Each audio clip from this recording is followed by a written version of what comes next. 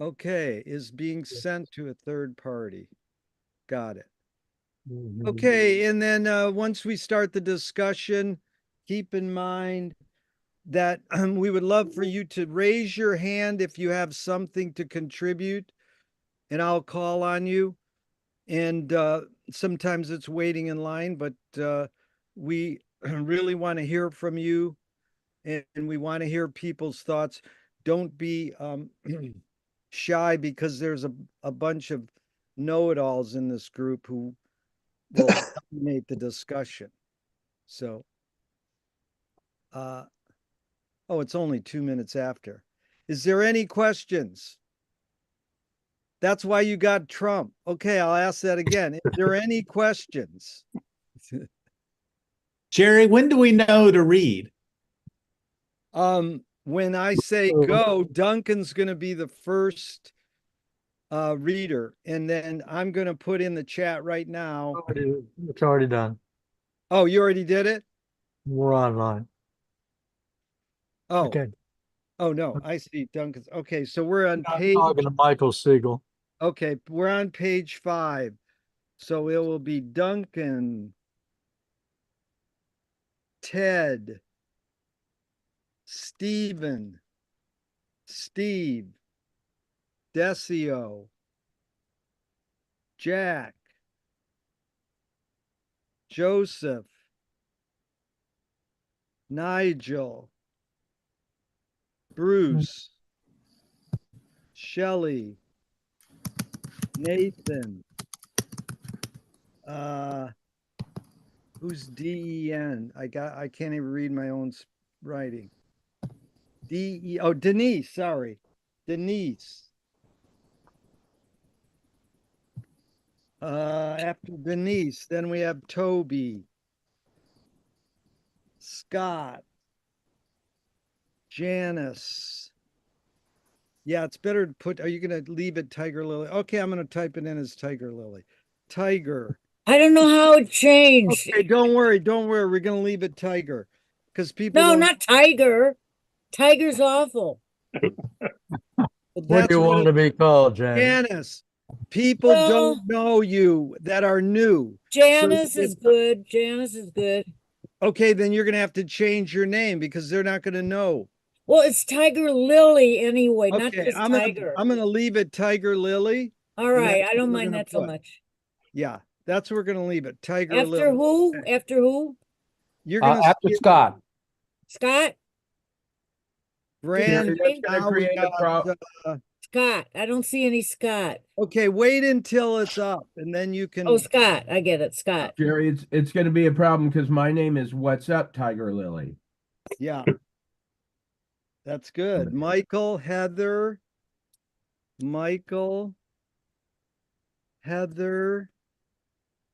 Toby. Okay, there's no one who's not reading.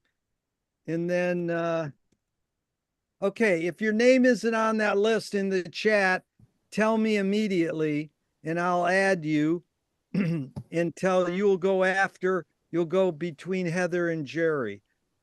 And if you're not reading, I do recommend you go to the YouTube live stream, because we're trying to have people who are participating in this particular Zoom, and those who are observing get filtered off into the peanut gallery. Okay, any other questions? We're about to start.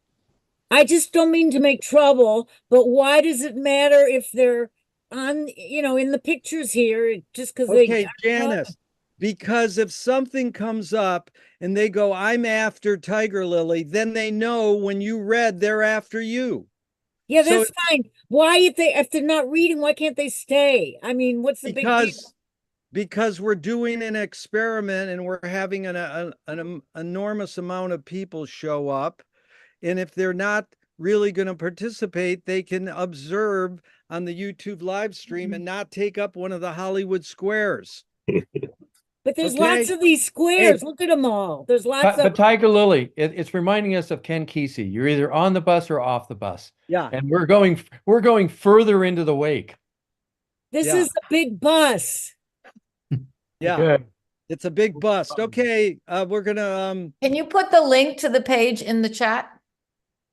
I Hold guess on, we let me can do do it. that. I'll do That it. would help. Yeah. The link to the page in the, Okay. In the future, In the Facebook. when you get an email from me, the link to the page should have been there. If it I isn't, didn't get it. okay, didn't if get it an email. isn't, then send me an email back in advance. I emailed you today, but anyway, Okay. anyway. I do fail. I'm a failure, but I'm not a miserable failure. Yeah, I'll vouch for that. Yeah. So we are on page 5 and we're about, there's your link, Heather. It's, you go to webarchive.org, Trent TU. It's a Canada university that's put up the link. You got it? Yeah, she's there. She'll go to chat. Okay, now if we get to your name and I yell your name to read and you're not on the page, you don't have your shit together and you don't have the book or the link in front of you, just say pass. Okay? It's really easy. We'll come back around and get you participating. Is that the Nancy Reagan quote? Okay, we are on page 5 of Winnigan's Fake, and we're about to read. Duncan, are you ready? We ready to go here? I'm as ready as I'm going to be. Okay, all the new people get it. You just read your 2 lines. It's not to periods or whatever. It's just 2 lines, and then you just go right to the next person. So Yeah, let me give an example. If you look at line 4, all whoever's reading line 4 is going to say ing down. That's it. That's it. That's an example. The hard Okay, out. we want to thank Duncan for knowing which buttons to push. And we want to Sometimes. thank you all for being here. We're going to read page 5 and Duncan's going to start, then Ted. And then if you don't know how to read chat, I'll yell your name before we get to your reading assignment. Go ahead, Duncan. Next to nothing in celestialating the Himmel and all, hierarchitectural top the loftical, with a burning bush atop off its bauble top, and with Lawrence O'Tooler's clittering up and tumbles a bucket cluttering down. Of the first was he to bear arms and a name, Wassile Boozlef of Risengorg, his crest of heraldry invert with Ancillars, Tribolent, Argent, Ahigote, Pursuivant, Horrid, Horned, is Scutchum Fest with Archiers, Strang, Helio of the second. Hoots is for husbandman, handling his ho, Mr. Finn. You are going to be Mr. Finn again. Comedy, morn, end. Joseph. Oh, wait. Oh, you're fine. Sorry, Sunday- Jack's up, Yep. but he was on mute. I Go was ahead. muted. Sorry about that, guys. That's all right. Go ahead. Now, which line am I on now? I lost my you're place. Oh, you're You're fine. fine. Oh, your vine. Sunday's Eve and your vinegar. Ha ha ha ha ha, Mr. Fun. You're going to be fined again. Now, Joseph. What then, agent like, brought about that tragedy thunders day, this municipal sin business? Our cube house still rocks as ear witness. Nigel. To the thunder of his Arafatus, but we hear also through successive ages that Shebi Choilerusk of uncalified muzzle in missile in hymns that would blackguardize the white stone ever hurtle turtles out of heaven. Stay us wherefore in our search for righteousness, O sus. Shelley. You're on mute. Tender what time we rise and when we wake up to the toothpick and before we lump down upon our leather bed and in the night, and at the fading of the stars, for a nod to the neighbor is better than wink to the wabsanti. Other ways, West ways like that provost scoffing. Bedewing the Jebel and the Gypsian sea, crop herd the crunch bracken shall decide. Then we'll know if the feast is a fly day, she. Me, Jerry? Let's see. That was Toby. Toby's up. Is Toby there? Okay. Toby's out. Then we go to Scott. Scott, you're on Fiddleman. Scott, you're on mute. Be prepared, people. If you're coming up, you want to unmute 2 people before you're up. Scott, you're not going to read then? We're going to Janice. Tiger Lily. She has a gift, right? That's where? Yeah, She has has a it. gift of seek on sight, and she all casually answers helpers. The dream, dearie, heed, heed. It may have be a misfired brick, as Michael Siegel. Some say, or it might have been due to a collapsus of his back promises, as others looked at it. There extant by now 1,000. Heather, unmute. You're going to read? I'm sorry. What line are we on? What number? Line 29. 29. Sand and water. 29. Sorry. Sand and one stories, all told of the same, but so sore did Abe Ivy's holleried abbles. What with the wall hall's horrors of rolls? Sarah, are you reading? Sorry about that. Oh. It's 31, right? Yes. Awesome. Wrights, car hacks, stone engines, Kistavanes, tram trees, Fargo ballers, autocatons, hippo hobblies, street fleets, tornataxes, mega. Anybody else not read, raise their hand. Brandon, go ahead. Fogs, circuses, and wards moats, and basilic kirks, and aeropagods, and the hoist, and the jolly brule, and the peeler in the coat, and Go ahead, Duncan. The Mecklenburg bitch bite at his ear, and the Marylandboro buttocks, and his 4 old forecourts, the board, the moor, and his Ted. Top. Hold on. next to Top nothing. 2 lines. We're Yes. repeating the same page. No, I'm there. Next to nothing and celesculating the Himmels and all higher architecto tito platifical with a burning bush above off its bobble top and With Laren's O'Toolers clittering up and tumbles a buckets clattering down.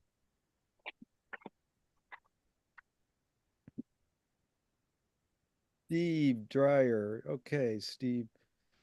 Decio. Of the first was he to bear arms and a name. Vasily Butslade of Ringjigeborg, his crest of heraldry in vert wits. Ancelars, troublante argent et hegok, poursuivant horrid horned. His scutcheon fest with archers strung, Helio of the second. Joseph. Hooch is for husbandman handling his hoe. Ho, ho, ho, ho, Mr. Finn. You're going to be Mr. Finn again. Come day warm and Nigel. Oh, your vine. Sunday's Eve and your vinegar. Ha ha ha ha. Mr. Fun, you're going to be fined again. What then, agent like, brought about that tragedy Thunder's Day, this municipal sin business? Our cube house still rocks as the ear witness. Shelley. To the thunder of his Arphatus, but we hear also through successive ages that Chevy chorus of uncalcified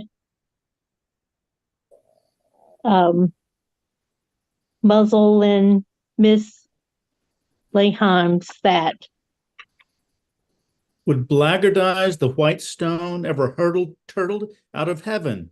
Stay us wherefore in our search for righteousness, O sis. Stainer, what time we rise and when we take up to Toothmick, and before we lump down upon our leather bed, and in the night, and Toby Scott. Scott didn't read last time. Okay, Janice. 21, right? And at the fading of the stars, for a nod to the neighbor is better than wink to the Wabsanti. Otherwise, Westways, like that provost scoffing. Brandon, you got to unmute. Between the Jebel and the Japician Sea, proverb, the crunch bracken shall decide, then we'll know if the feast is a fly day. She. Michael. Has the gift of seek on sight, and she all casually answers helpers, it's dreamy, dreary, heed, heed. It may have been a misfired brick, as some say, or it might have been due to the colospus of his back promises, as others looked at it. There extend by now 1,000. Go ahead, Roy. Then one story is all told of the same. But so sore did Abite Ivy's holy red apples, what with the Walhall's horror of rolls. Wrights, car hacks, stone gens, kiss veins, tramp trees, Fargo ballers, auto kintons, hippo hobblies, street fleets, tournament of taxes, mega. Fogs, circuses, and wards boats, and Basilkirks, and Areopagods, and the hoist, and the holly brule, and the peeler on the coat, and the Mecklenburg, bitch bite at his ear, and the Merlinborough, Burrocks, and his 4 old forecourts, the boar, the moor, and his. Okay, let's give a big hand to everybody who fucked up. So, hurrah, hurrah. I come from the James Brown School. He said, I've got a move that tells me what to do. You couldn't sum up the wake better than that. So everybody who fucked up gets a $5 fine. I'm going to drain it from your PayPal account.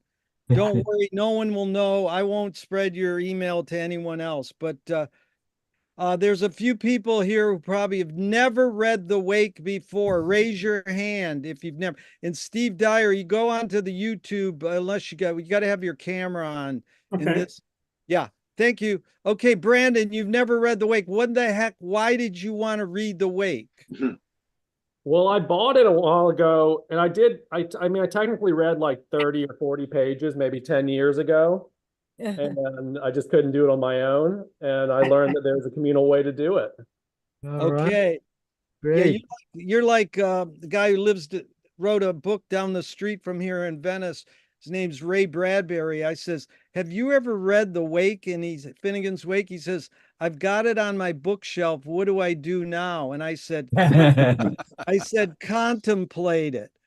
Okay, who else in this group has never read The Wake before? Okay, Heather, why in the heck are you? You're on mute, by the way. So I'm a huge James Joyce fan, and I was in Dublin a couple of years ago. I think I've read Ulysses like 3 or 4 times. I went to the James Joyce Center. I went to the Martello Tower. And then when I read about your book club in The Guardian, and I live in Venice, I'm like, oh my God. I tried reading Finnegan's Wake many years ago and couldn't get through it. And I agree. It's like, let's do it together because it's too much for me. But yeah, but Okay, so it's just cool that we're doing this. Brandon and Heather knew they weren't instructed. The only way you can read The Wake is out loud with a group of people. You didn't know that. You tried to read it by yourself. Yeah, Your but now I lonely- know better. Yeah, in your lonely teenage room. Okay, who else has never read The Wake? Ray. Okay, Denise, why in the heck are you here? I'm here because I am a huge Proust fan, and I've learned to read long form narrative and prose without much narrative, actually. So I want to jump in. This sounded exciting.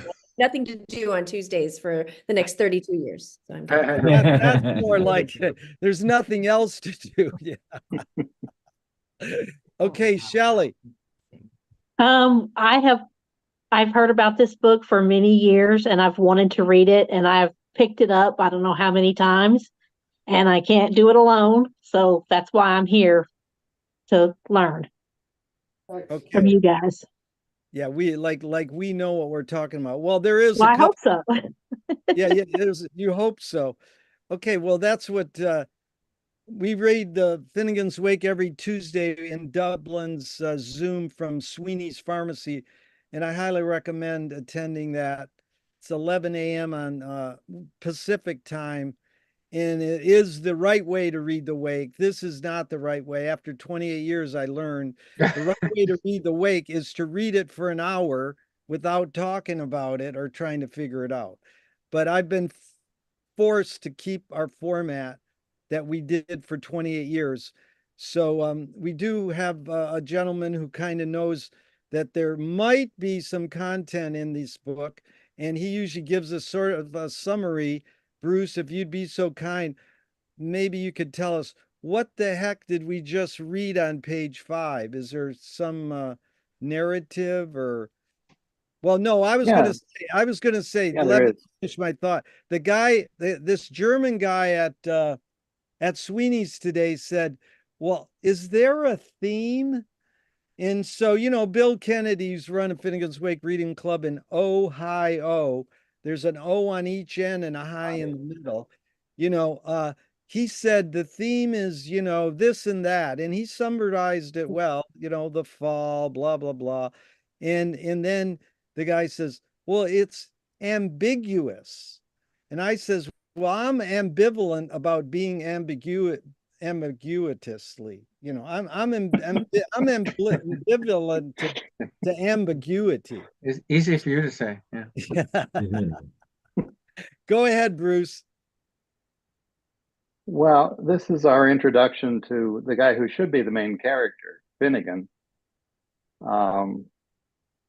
I mean, the novel's called Finnegan's Wake, so, and then we on the previous page, we were introduced to Big Mr. Finnegan. He's being portrayed as a builder, especially a builder of towers. But in this case, he's building a city. And he actually seems to be sort of the equivalent of the city of Dublin. I'm not going to go too much into it, but what you're getting is a sound portrait of cities everywhere. I mean, in that long list of all the traffic in the streets and so forth that kind of ends this page. But people wonder why Joyce wrote this book in this kind of bastardized English. If you look at the first line, higher architect, tip top loftical, it's because he could invent a word like that, and it makes some kind of sense. Here's a builder who's building tall towers that they actually sometimes put a bush at the top of the tower. Builders do that for some reason or other. And he creates a picture of a tower in which Lawrence O'Toole is clittering up and Thomas Becket is falling down. So that's as much as I have to say about the page. But I do think it's not the introduction of the main character, but it's an introduction of the main pattern that will be repeated throughout the book. That was brilliant. What Bruce. pattern? The pattern of opposites in coincidence, of up and down, of rising and falling and so forth, which are motifs that run throughout the book. They're just repeated over and over and over again. Yeah, that was good, Bruce. Thank you so much. Because also Bill Kennedy says the theme is that it's the story of Genesis. It's about an incident in a park, you know, whether a guy's jerking off in the bushes or peeing, and some prostitutes could be peeing, and we don't know what's going on. But like one of our oldest members said, "What are we reading?" That was in a public library. Now you can do anything on Zooms. And it's Oh, it's Venice. the fall of humans, the theme of original sin. But Roy, what do you think? You want to add a few? Well, I know that in Richard II, he uses that same metaphor. He's talking to who the Bolingbroke was going to be Henry IV. And he says, you are a bucket going up, and I am a bucket going down, and my bucket is full of tears. So I feel like Joyce is alluding to that in with the clittering up and clattering down. Yeah, and if you haven't heard Amy Goodman's 1 hour special on Yip Harburg, she plays it every holiday. You can listen to it on YouTube. But this is the guy who wrote the lyrics to Brother, Can You Spare a Dime? Or as Joyce would say, Brother, Can You Pair a Dime? And he wrote all the lyrics to Wizard of Oz, and as McLuhan would call it, the Wizard of Us. So they really summed up the wake. Yip said that when he was trying to come up with the word over for somewhere over the rainbow, that the sound forced him into the word. So that's what Bruce told us so well. Tip, tip, tip, blah, blah, blah. That is forcing us. The sound is forcing us into what we think the word means, because words evoke more than their meaning, especially with Joyce.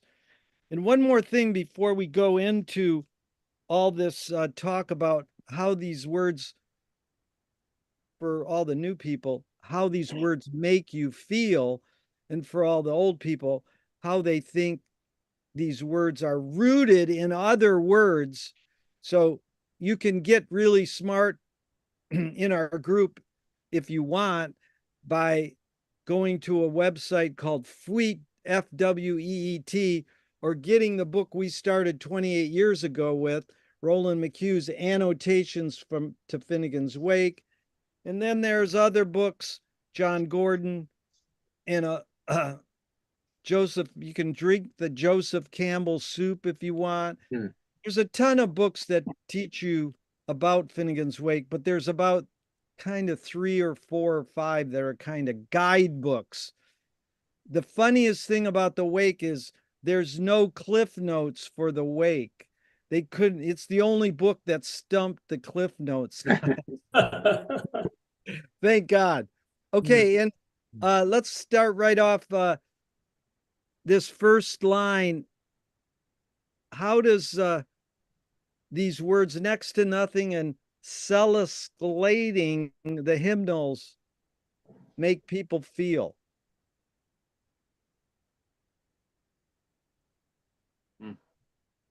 Oh, you're raising your hands. Okay, you're raising your hands. Like, I'm sorry, I didn't see that. I need physical hands raised, but Ted and then Stephen. Okay, Ted, go ahead.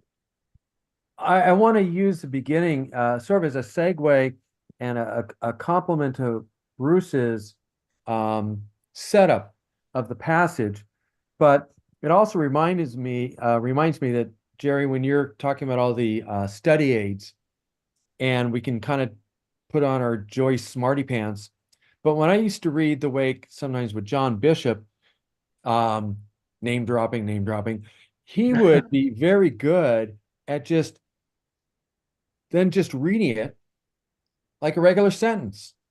Yeah. And so sometimes we want to jump into the smarty pants. What does this word mean? And how many ways can we torture the word? But Bruce set it up so well is that if you just read this sentence of, next nothing and celescalating, so you have this thing going up, the hymnals, the religious song, and all the here, of course, is where you get idea of religion and hierarchy, architectural, topographical, and that's just such a fun word with not just a bush, but of course it's a burning bush, which provides inspiration. A bob off its, and a bob, bush, burning bush, a bob off its bobble top. Well, that's consonant Anglo-Saxon style poetry. So we're used to reading stuff like that. And then, as he pointed out, with very historical figures of Lawrence O'Toole is clittering up and Tumblets a bucket cluttering down, that just reads as a very descriptive. But what's also really wonderful about it, it's a moving. It's moving language. It's dynamic. It's not just a static description. And this beginning, I think, sets up a lot of the style for the reader. And some people have said Joyce does, in all of his arcaneness, try to teach us how to be readers of him. Yeah, the book, brilliant, Ted, because the book is the guidebook. You don't need Roland McHugh to teach you how to read the Wake. The book has the guidebook. It's sort of like what T.S. Eliot did with his poems. They were guidebooks to how to read. But where'd you read? People should know John Bishop wrote one of the best books on Finnegan's Wake, Book of the Dark. Yeah, and where'd you read with John Bishop? Up in Berkeley at his classes? In back in the days of the 100th anniversary of Bloomsday, when I was in Dublin in 2004 with my dear friend Niall O'Leary, who was a great Irish priest, Joycean, and we were in a sort of a room together doing this. And right, Ted. So you read it with John Bishop live, and yeah. People can go on YouTube. In my interview with John Bishop's on YouTube. Okay, so then we had Stephen and then Michael. Go ahead, Stephen. Yeah, well, I was looking at that word celescalating, which sounds like, celestial elevating, like going up to the heavens. And it was making me think about how, Finnegan builds this tower and goes falling down, and how much like the Tower of Babel that is. And how you might say like the Tower of Babel. Another theme of the book could be the way language separates us, because there are so many different ways of understanding something that someone else is saying. Well, that's good, because you are evoking the great Mary Jane Schultz, who just died last week. And she turned McLuhan onto goddess culture, and was an advisor to Norman Mailer. And she invented the word splitteracy, which when we invented the printed word, we split our right and left hemispheres. And you really evoked Mary Jane, Stephen. Thank you. Okay, Michael, go ahead. To that end, briefly, the Waldorf schools don't teach you to read until you're 12, or until the corpus callosum is together. But not way.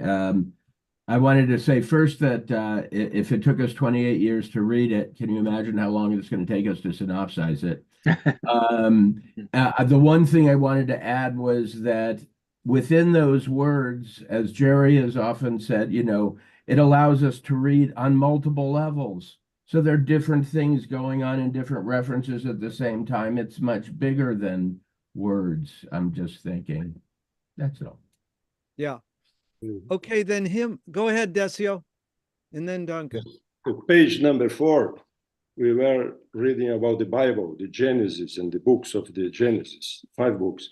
And here we're starting with the Islamism, Mohammed and the Islamism.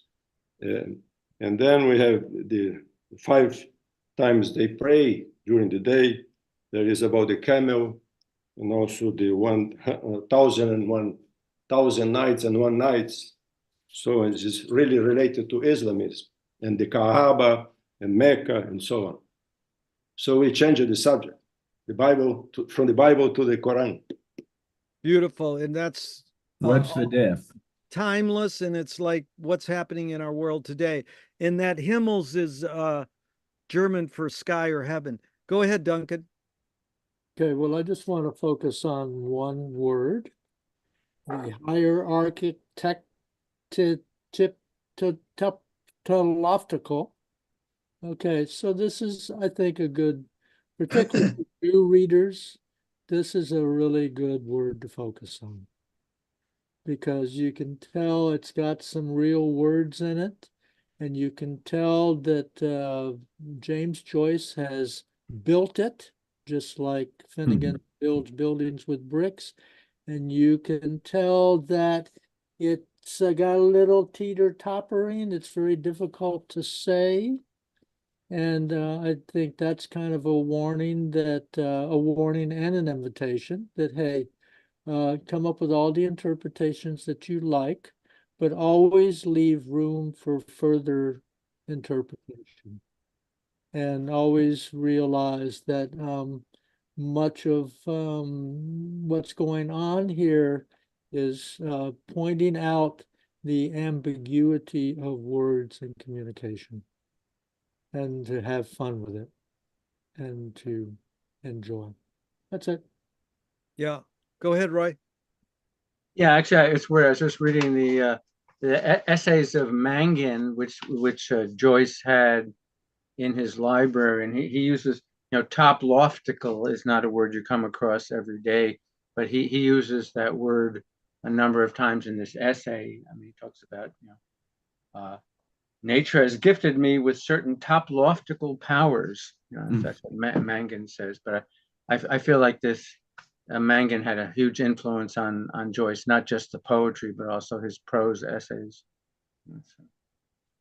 Yeah, that's great, Roy, because Frank Zappa says genius is someone who rips other people off and you can't tell who they ripped off. So I don't even know who that guy is, but I'm glad you told us. Who is the guy? Mangin, he was Joyce had I mean, he thought of him as one of the great Irish poets. I think he might have even put him above Yeats. In terms of Yeats says Davis, Mangan, Ferguson, those were his great precursors. But Mangan was he was a very strange character. He was a drug addict. He was a visionary. He was many things. Dark Rosaline. That I think that's what he's most famous for. The poem. What's it called? Dark Rosaline, which Joyce alludes to in the Wake, but it's a great poem. Yeah. Thank you. Okay, so let's move right on. We got the burning bush, we got the Tower of Babel, and then we got in line 3 this Larens of Tulers. What the heck is that? And for the new people, Brandon and Denise, you should just guess and tell us. And Heather, you should just guess and tell us how the words make you feel. You don't have to reference them to what we think they could directly relate to. So there's no way to be wrong, but then again, there's no way to be right either. So everything you know is wrong. So that's it. Okay, Jack. Lawrence O'Toole, that's one thing. Yeah. Lawrence O'Toole. Okay, Jack, what were you? I wanted to mention that Joyce is quoted as saying he wanted all of his works recited, not read. And what's the difference? Well, we're doing it right now, and I think if you have a little bit of an Irish accent, it really does help to recite. Somebody in this group, Bruce. I heard an Irish accent. Yeah, Bruce did. But Jack, what's your source on Joyce saying that? Boy, I can't remember that. I read that somewhere. But Yeats said the same thing, except Yeats went one step further. He said he wanted his things recited in pubs, his poems. I stood on the floor of Hagia Sophia in Istanbul 2 years ago and recited Sailing to Byzantium out loud and cried. So there you go. There's a lot to be said for that. Yeah. If you get that source where Joyce said, because when the New York Times interviewed me, I said, Joyce required people to read the Wake out loud with the group of people. And she goes, where did he say that? I goes, I don't know. I just know it's been told to me for 28 years. You go do the research. I usually understand more when I read it out loud. Yeah. Plus, I was reading his biography, and he loved to sing, and he thought that he would be a singer if he wasn't going to be a writer. Irish He tenor. loved to sing and dance. So I think he's very musical, and that shows up in his writing.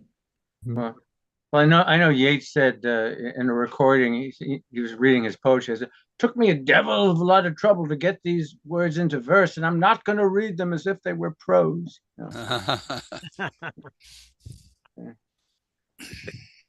Okay, now Jerry, after Lawrence, Jerry, I think you were trying to reference the what the reference is. Bruce has the most beautiful accent because if there is the one piece of record that exists of him reading how many pages, guy? A couple of pages, and in his particular Irish accent, and Bruce nails it, and it is perfect. Oh, You read the Anna Livia Plurabella. Right. The Joyce reading Anna Livia Plurabella. yeah. The end of the 8th chapter in the book.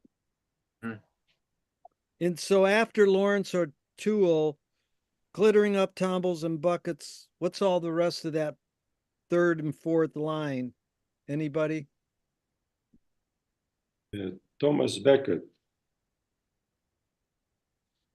And I think it's prognostication that Peter O'Toole would someday play Lawrence of Arabia.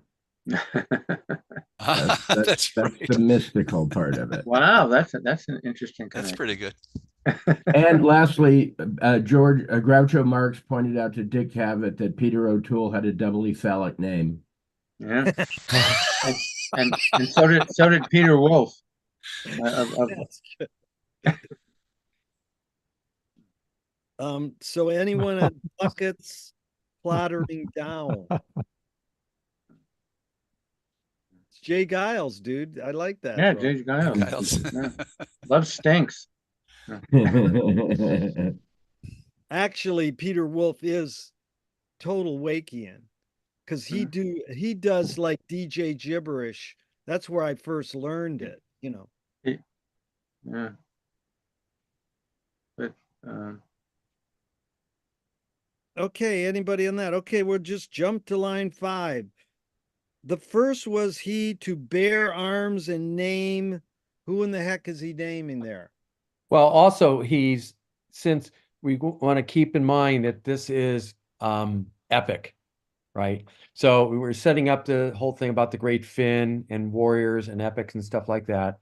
And so the start of an epic, right? Like the Aeneid, or our translation of the Aeneid. I sing of arms and a man.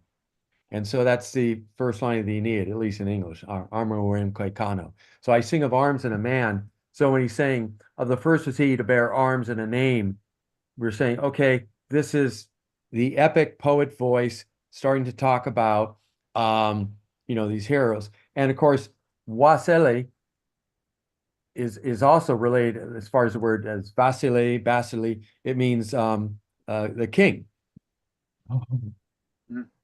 Yes, and actually the line before that, Ted, is from Hamlet, was the first that ever bore arms. yeah, Adam was the first to bear arms. That's what the gravedigger says. Yeah, Adam was the first. Good. And so then he's like, the great line in the Wake is, love thy label as thyself. And then, dude, Jack, you get it. This is all one big joke. So his crest, that was good. So what you're saying, Ted, is Joyce is actually setting up who HCE is by making this a noun. He, his. He's literally kind of trying to define the protagonist. Go ahead. And the hero. Yeah. Yeah. But I see Stephen's hand. Yeah, go ahead, Stephen. Yeah, I was just, and this is going back a line, but I was looking up that Lawrence O'Toole, and it was there was an Irish the Irish Church Reform movement. He was like a prominent figure in that, and I was trying to figure out the connection with that tumbles of buckets. That's what took me a little bit of time on here, and I think it's because he was attacked. This Lawrence O'Toole, when he was saying mass at the shrine of Thomas Becket.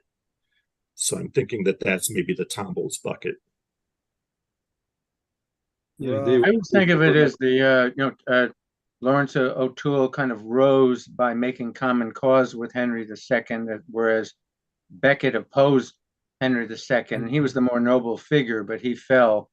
He was killed for his rebellion. But then you got his crest of Hull. Why is that spelled that way? Hull. Heraldry, right? Yeah. We're talking about the designs on shields. We're sort of getting into this medieval warrior hero. Coat of arms. Well, Michael O'Shea has a great book on Joyce and heraldry about all the heraldic. Joyce was very interested in the whole science and art of heraldry. But but Joyce is so sarcastic, he can't just call it heraldry, but it's called heraldry. What are his pronouns? Heraldry? Yeah. Yeah, he is describing his coat of arms. Hold it one at a time. Duncan and then Decio. Go ahead, Duncan. Well, I'm just working off of wheat, and the note here that her is a German word for whore or prostitute, which when someone was pointing out the difference between Lawrence O'Toole and Thomas à Becket, Lawrence O'Toole was promoted for put it in crude language, for buttering up to Henry, and Thomas à Becket was slaughtered for opposing Henry. So we might even work out at least a temporary case that Lawrence O'Toole, although he was promoted, it was kind of a crest of heraldry. He was promoted for being a whore. And as Michael says, Peter O'Toole played Thomas Becket in as well, right? Wow. Okay, Decio's calling in from Brazil, so we gotta admit that Joyce invented online Zoom sessions so that it could be worldwide. Decio, what were you going to say when you and Duncan were talking at the same time and trying to imitate a Robert Altman film? Sorry. It's just his crest of heraldry. He's talking about his coat of arms. He is like a noble, Vasily, Busily, a kind of Russian, German. Well, that leads into the next line. That's a bunch of Russian and German words. Who can decipher what those commas are separating there? There's a whole bunch of words there. He is describing the coat of arms. Of the city of Dublin. And also the cast of characters in the family. Jerry, there's something. Sorry, go ahead, Bruce. Issy and her reflection in the mirror, the scutcheon fest with archers strung. Helio of the second is sort of the Tristan figure. He's looking at the seal of the Dublin coat of arms and reading his own family and the family that he's going to be dealing with into it. He's reading into the symbols, his family. There are two women who are on either side of this crest. I'm not sure about the actual look of it at the moment. I don't have it handy. But it's coming up right now. Yeah, so yeah, that's funny, because are those all nouns? Funny. There's funny behind your name as well. Behind your head. But those are all nouns, or are some of them adjectives and nouns? They're not. I mean, which ones you talking? Adjectives having to do with heraldry. I mean, argent, silver. Vert is green.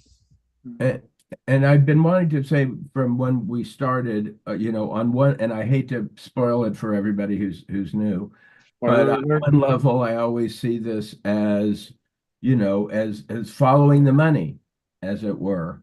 that it was, of course, the courts that had all the power and had the money and had the, peasants working for them, and how that has since transformed, how it traveled outside of those powers, and to who I think Joyce recognizes as at least three cultures that have been heavily oppressed and invaded, in fact, and had their countries split and all that stuff. So all that stuff. In any case, but I also think I mean, always see it as a mirror, this book, because what I'm interested in and what I'm believing in at the time I find evidence for it there. Now, I'm sure someone who thinks the absolute opposite could do the same. What are you believing at the moment? I'm very interested in the transfer from feudalism to, early, I won't say democracies, but non-feudal systems, and how it's the same people to an extent, without being a conspiracist, because I'm not. It's the same people with the same amount of money, and the distribution, it's better now, but than in some ways, but I really, that's one of the things, and I take it to the modern day, as it's a friend who talks about this, the modern day stock market, and I always ask my dad about this. You buy stock, you can't just do a good business. You have to make more than last year. You have to take more, and I've been told by what's his name? Doesn't matter. That a way of hanging on to the control and power as it was falling away. So anyway, I see this religion, doesn't matter which of the big Western three it is. They're telling us thing. I have a quote here, I'll look up, but it's the one thing that, they can't stand our people. It's been a manner of trying to keep us in line and keep the cash. But also it seems very Baconian, going from the age of the heroes to the human age, is going from the feudal age to democratic or capitalistic age, and there is it is a certain kind of progress, I think, in terms of hoi polloi. I'd rather live now. Yeah, me too. So I want to point out that Duncan put the coat of arms in the chat, a picture of it. Oh. There are three castles, and if you're familiar with the pattern of which nobody starting the book is, but if you're familiar with the pattern of the Sin in the Park, there are three soldiers who apparently witnessed something from behind. Okay.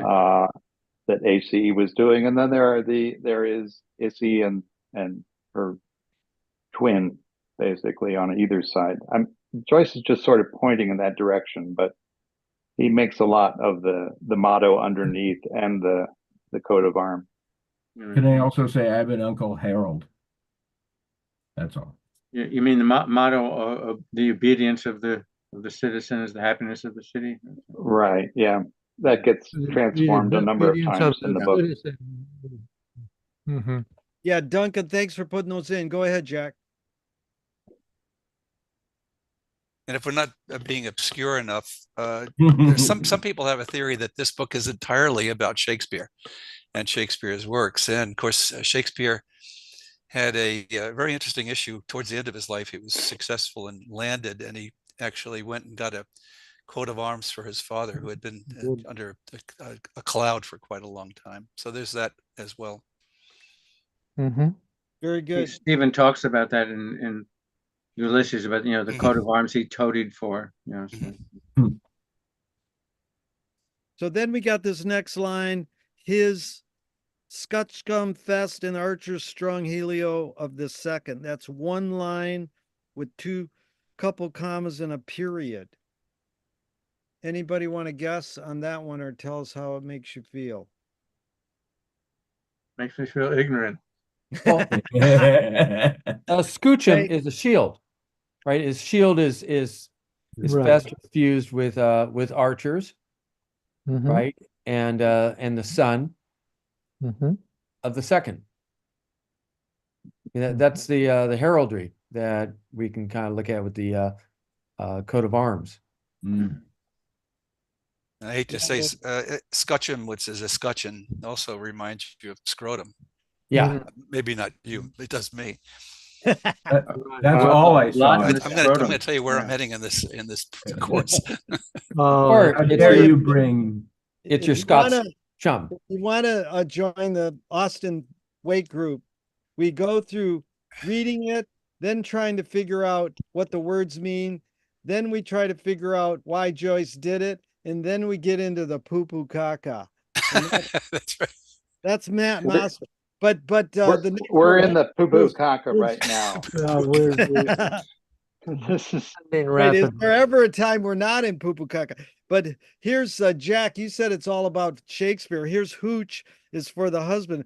The whole book's about taking drugs. That's hooch right there. So That's right. Well, hooch the, is the wake alcohol. is about the wake is about anything you want it to be about. That's user as content. That's why McLuhan updated. He learned everything he knows from the wake, and he updated medium as a massage or medium as a message mid-career. The user is the content. Okay, so hooch is for the husband handling his hoe. Anybody on that line? Means nothing else, just gardening. Oh no. Yeah, we're learning our ABCs. Age. Now we got a Yeah. direct reference to Santa Claus. Ho, ho, ho, ho, ho. Mr. Finn, you're going to be Fine. Mr. Finn again. So is this Joyce addressing his protagonist? If not Joyce, we'd say the narrator, the narrator of this page. The narrator of this page is not HCE. No, but the No. narrator of the page now is talking to HCE. Is a self-recrimination. And he's saying, HCE, you're going to be a Finnegan. He's talking to himself. All of the above. Yeah, roses are red, violets are blue. I'm schizophrenic and so am I. Okay. So how about come day morn and oh your vine? Well, it's like in the morning, well, comedy. I think. Trailing clouds of glory, we come in, and then the shades of the prison house. Yeah, and remember what Michael just said about comedy, because you're going to see tragedy in a couple of lines. Comedy more. And it's on Vine, so it must have been an old comedy team. Yeah. Now you are vine, next you will be vinegar. Yeah. But Jesus says, "I am the true vine," and then when he's on the cross, they give him vinegar to drink. But also, not to go too far with it, but in vaudeville, what was I gonna say? Ah, shit, never mind. No, go ahead. No, I lost my. Either dealt with wine. There were so many comedians who were dialect comedians, like Albert Brooks's dad and all these people. So, oh, your vine, if you wanted to go that direction, comedy, and oh, your vine, I welcome you to my. Yeah, and let's hear it. Shecky Green died. Uh-oh. Yeah, he just died. Now we're in trouble. But Byron said, life is a tragedy for those who feel and a comedy for those who think. Who said that? Lord Byron. But I'm gonna say it was me and put it on a bumper. Okay, I give credit to Michael. Well, come day morning is also Monday morning. Yeah. Because we're going to see Sunday as Sunday, the next line. It's half the San Francisco hippie music, I think was called that. Rainy days and come days always get me down. Yeah, and we know what Karen Carpenter was drinking. Anybody know what her main drug was? No. What? The drug that makes you puke. Yeah. You mean the Epicat. Epicat. Oh. Oy. See ya. I know Come that's your Saturday comedy. morning. Okay, so we're on to when they agent like brought. What then? Yeah, when What then? What then? So this is a sentence with a question mark. Why is it a question? And we got the tragedy, Thunder's Day, municipal sin business. Anybody want to? Oh, Bruce, were you going to say something and I cut you off? No. Oh, okay. I know he was very, Tragedy very, originated from the goat choruses. So the tragedy track goat, he conflates tragedy and the goat. Yeah. and I know he was very, very scared of thunder. Yes. He used to like go into a complete mental breakdown and avoid weather and anything if there was any thunderstorms anywhere. Yep. Wow. He was afraid of dogs also. Let's keep that in mind. And That's why I like Vico, because Vico and the thunder words. Yeah. And that's kind of how the wake ends up being part of Joyce's therapy, because he has the thunder words throughout. Yeah. Go ahead, How Nathan. many letters in the thunder words? There's I think 10 100 letter words, but one is 101. Right. The one, What do you 1001 Dalmatians. 1001. Okay, Nathan, go ahead. Yeah, I was just going to add, this is a great moment where Joyce asks us what happened. Yeah. Well, he does, he's always giving us these things that we don't, it's hard to put it together what's happening, but he'll often ask us, okay, what is it? How did this get started? And this, a lot of what we've just been reading is discussion of origins. What is the founder of this country? Who is the builder of this city? How did things get messed up? Why is there this falling? What happened? I mean, Municipal sin business. Yeah, It happened on original a Thursday. sin. Yeah, It happened on a Thursday. Original sin. Yeah, hold on there, Brandon.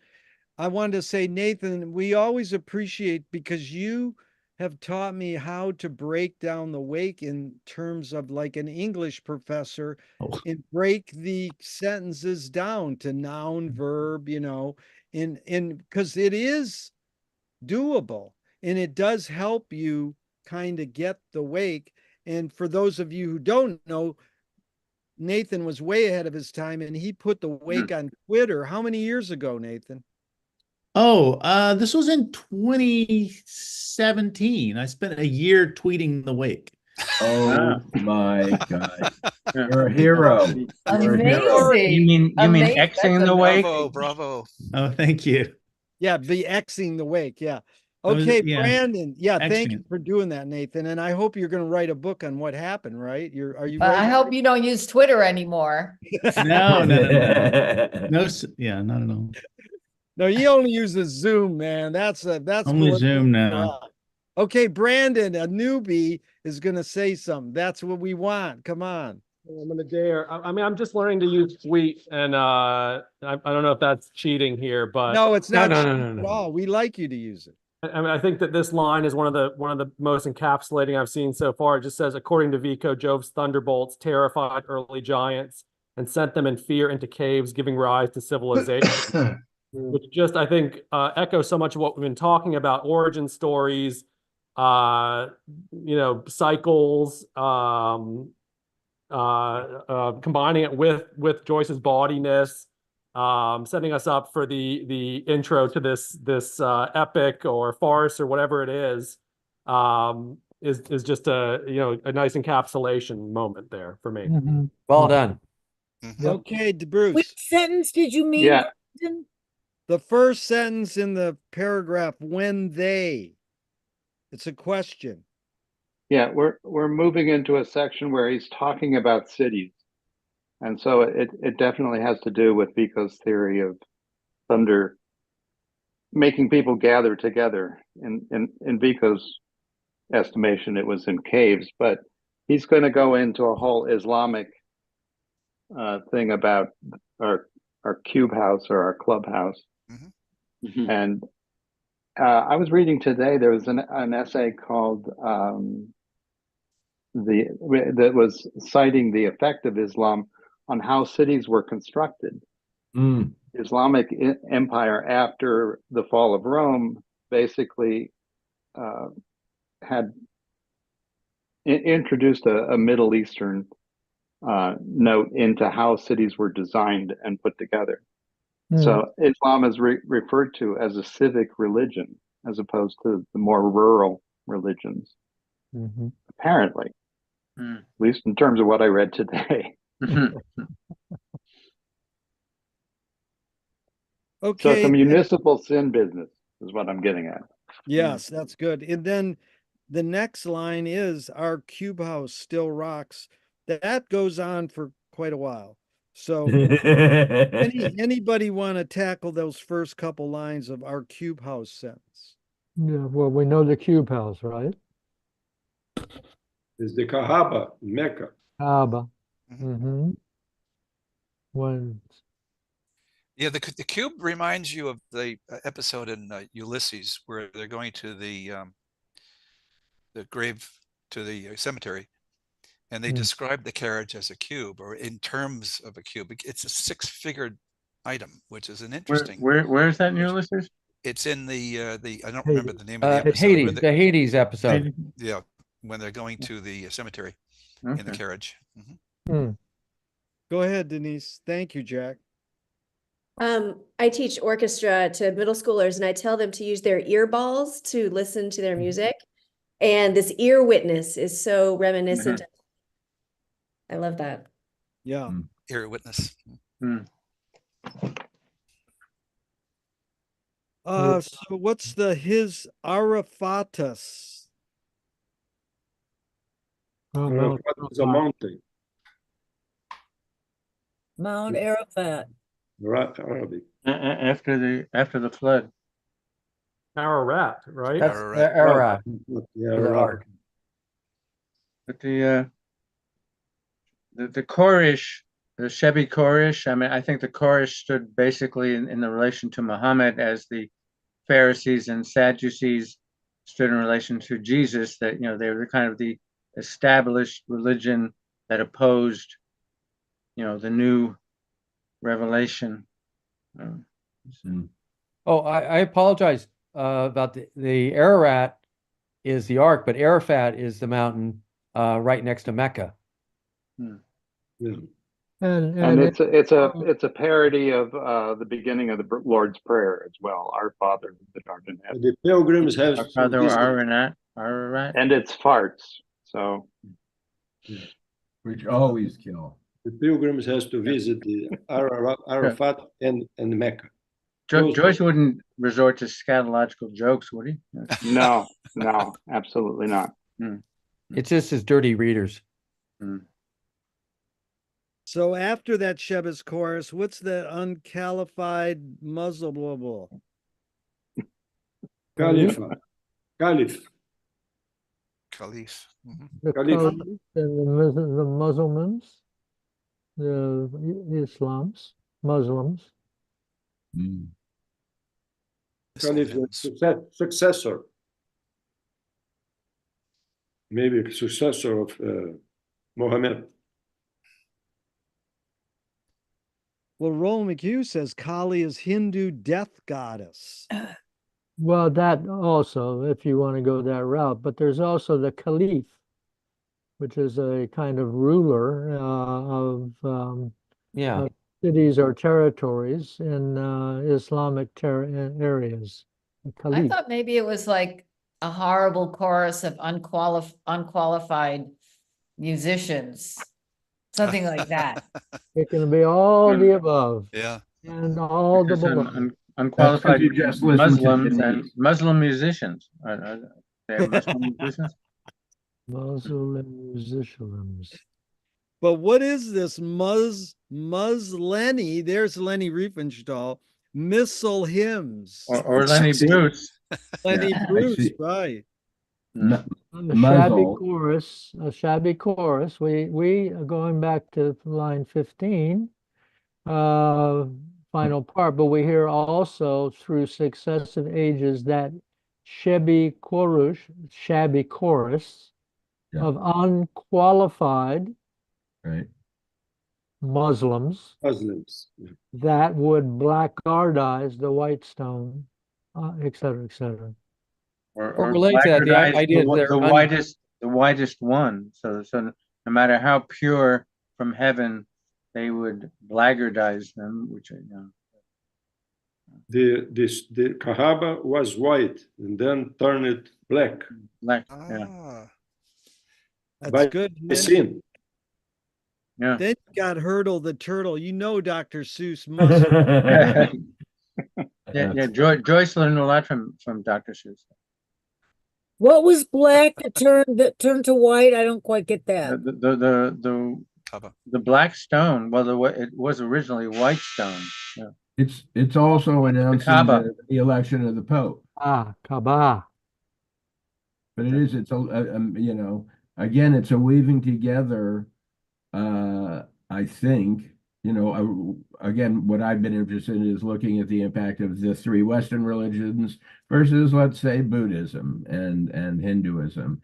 And the one thing I've been wanting to say is that ultimately, through the end of this reading, I consider it, because somebody was saying earlier, a manual for life, for how to live and how to move through and disentangle. Shutting up. That's good, Michael, because it's like stay us wherefore in our search for righteousness. It's actually righteousness, but that's the best part of it is that remember he's a pub keeper, right? We're trying to get tight, trying to get drunk, or is it righteousness? And so that's our search. We're on our search for getting tight. Yeah. Oh, sustainer, what time we rise and when we take up to toothmick. And of course, this is using the style and parody of prayer, right? Sustainer, our creator, our nurturer. Okay. What time we rise up and when we take up to and then it's going throughout the day. Take up to the toothmick, and before we lump down upon our leather bed, and in the night, and to the fading of the stars. It's like a prayer of how we go through our day. Yeah. At the beginning of the dream. Yeah. Is the 5 times praise the Muslim has to do along the day. For a nod to the Nabir is better than a wink to the. Does anybody know wabi-sabi, the Japanese art? Yes. And former restaurant in Venice, both. Yeah. That burned down. Yeah, that's right. Insurance fire, I think. You really are local. And then became Wabi on Rose. And My next door neighbor, because my next door neighbor is a chef who took over the space. And brought sushi back to it. Oh, I'll have to check it out. And he had like South End, and this was the last time to speak of very local issues. But what is Nabir? For a nod to the Nabir. And then prophet. To the prophet. Then a wink to the wab-sab. What's that? A nod to a blind horse is good as a wink. No. A nod is as good as a wink to a blind horse. Is that? Yeah. Also, because Michael is always right, it is local. It's not the neighbor. Also, it's the neighbor. There you go. There you That's go. where your sister had her shop, right there on Abbot Kinney, right, Ted? You are correct. Yes. Is she It's all still local. there? Is she still there? No. Which I mean, she's shop still was there, her? but the shop isn't. Which shop? Abbot Kinney is not really Venice anymore. It's like Beverly Hills. I moved. I bought my little cottage in '95. Well, you know the woman who had Carol Tatau, her jewelry shop. Tantau. Tantau. Carol Tantau. Yeah. She died a couple days ago. She paid $3,000 a month for her shop, and then about 5 years ago they raised it to 30 grand a One in month. Adams. The one in Adams. All right. Oh, she moved to Adams, but this is Years how ago. Abbot Kinney, because it got I know. is the greatest street to shop on. Jerry, we have company. Okay, otherwise, Westways. This next sentence has a a lot of references to words like Jebel, sea, provost. Who Between wants the it? devil and the deep blue sea. Yeah. There you go. Could be devil How also. come, on line, I was gonna say on line 19, the tweet says, that the guy gave Muhammad a toothpick right before he died. I wonder why he would do that. He had food stuck in his teeth. That would be the general reason. He was trying to put toothpicks in a potato. You know how they do that. I don't thought the know. idea it's who about knows? flossing and the idea of discussing philosophy. Philosophy. Good one. Oh my God. Oh no. Or he was building a fort out of them for his third grade class. Okay, Jack, were you going to say something? Nope. I Oh. can't top any of that. Oh, yes. Duncan, were you going to say something? If I was, I forgot. Okay, so no one has the Westways line. Anyone? Well, of course, West is always related to death. It's the direction of death. That would be one thing. And Fleet does have a note in there about sin, I think, which may connect into. I put a note in chat that said that the reason why the white rock turned black was because of the sins of the world.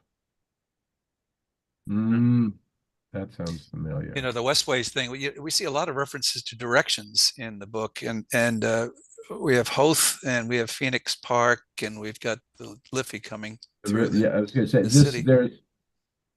Go ahead.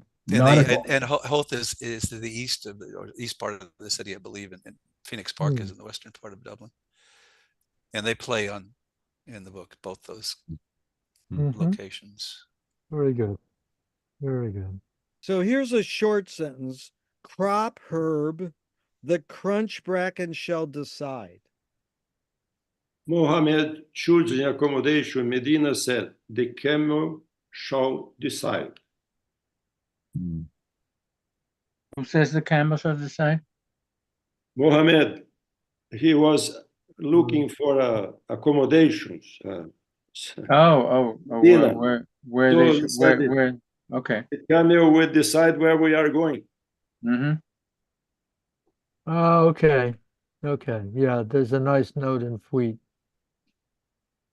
As Muhammad entered Medina, he was beset on all sides by the invitations of the faithful. But Muhammad, perhaps fearing to create jealousies by favoring one more than another, said, "The camel shall decide. Let her go free." What are you reading from? I'm reading from Fleet. Fleet, okay. But Nathan, that's a good example. Like, is crop herb, comma, the crunch bracken, comma, shall decide.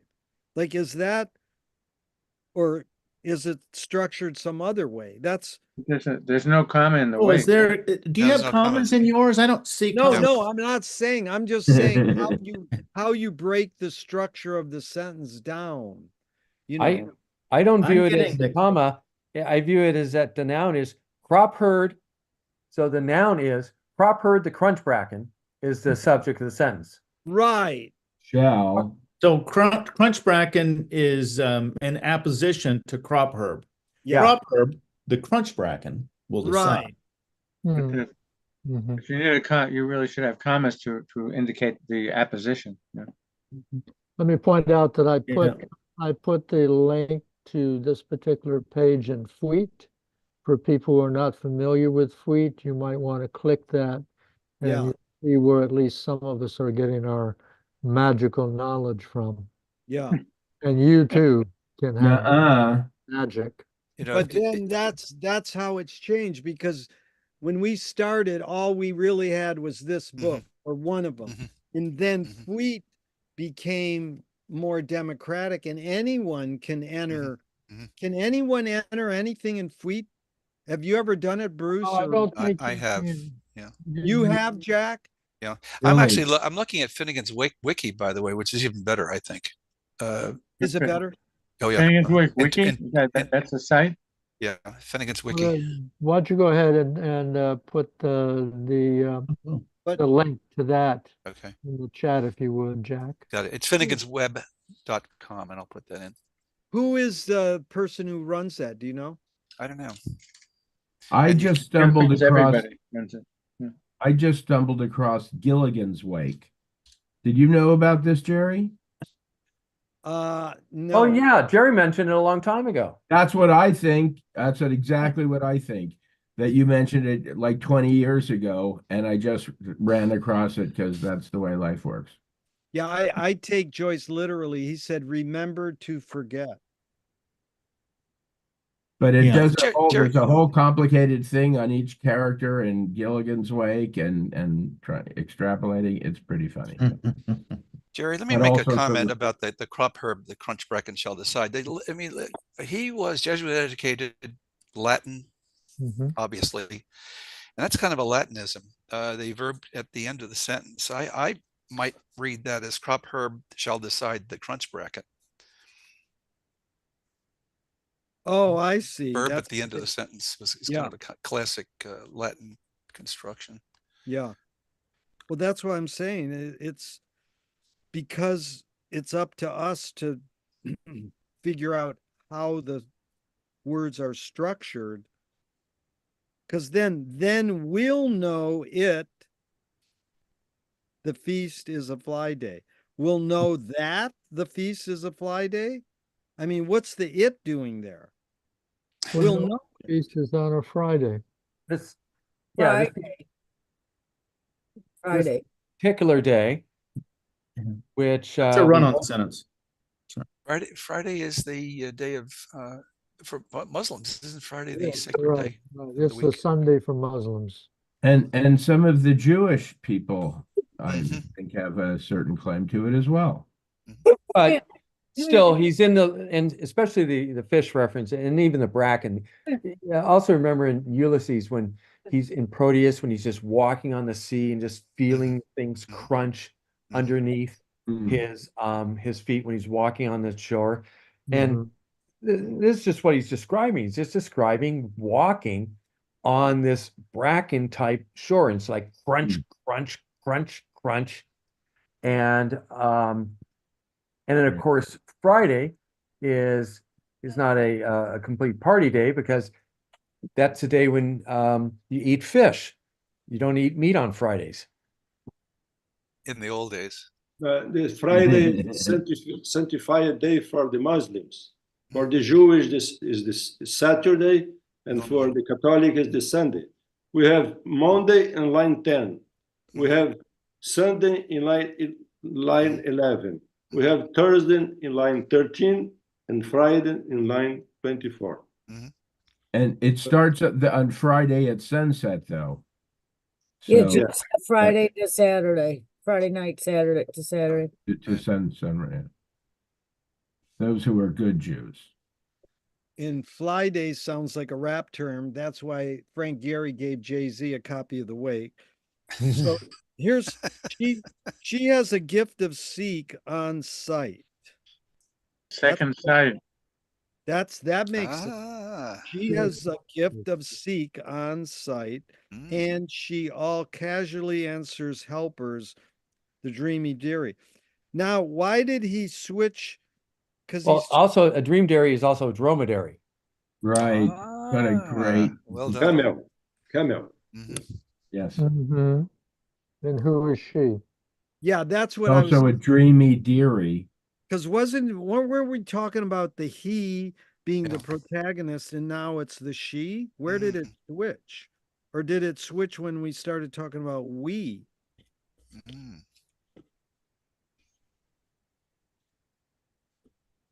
Because, we take up, we lump. Is we crop don't- herb a she? Huh?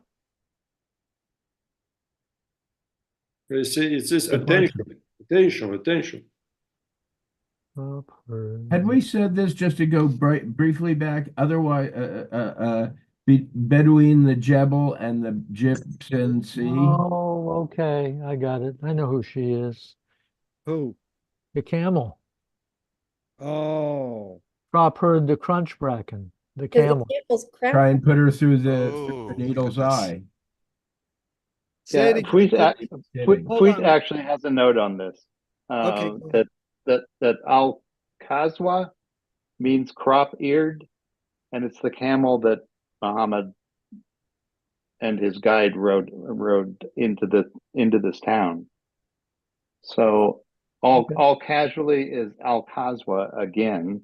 Mm-hmm. Oh, the crop-eared camel.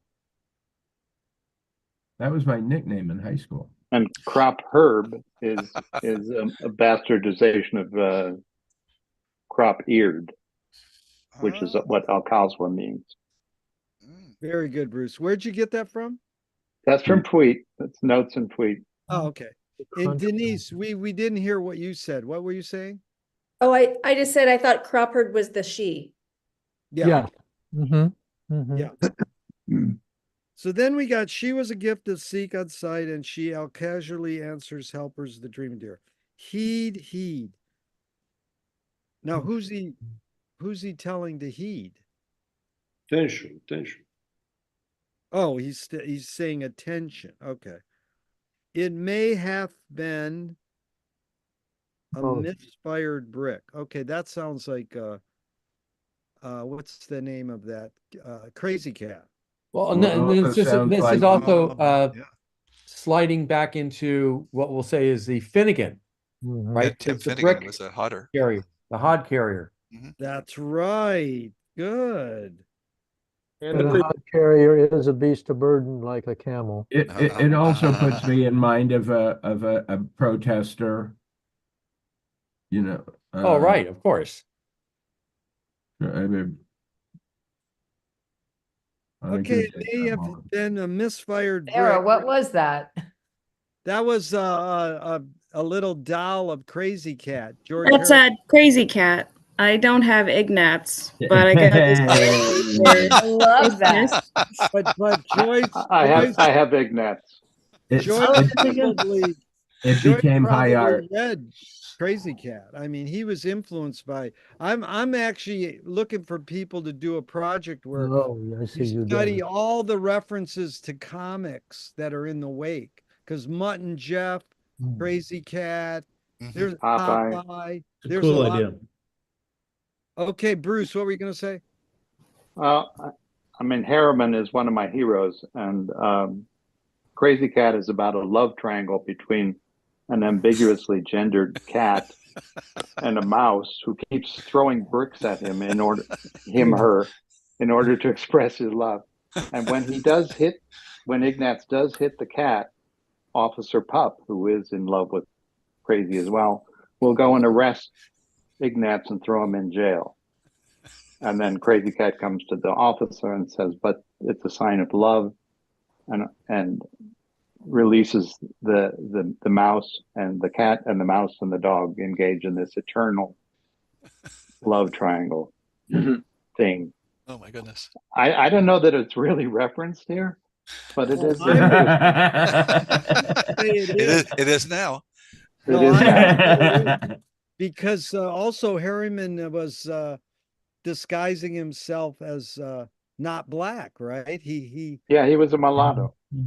He hid from New Orleans. He knew he could get jobs if he wasn't black. I mean, it's a. I never heard that. Oh yeah, it's there's an amazing video essay on Harriman on YouTube that really lays it out. But there's a lot of books about it, and articles. So we're on to. I just wanted to say to the academics, I've just decided that wisdom is an active noun. I don't know if that means anything. Just now? No, I a couple wisdom times that. ago, but I needed to run it by you guys because I'm not sure it means nothing. And how does that change your worldview? It just nudges. It doesn't nudge. Now, knowledge versus knowledge.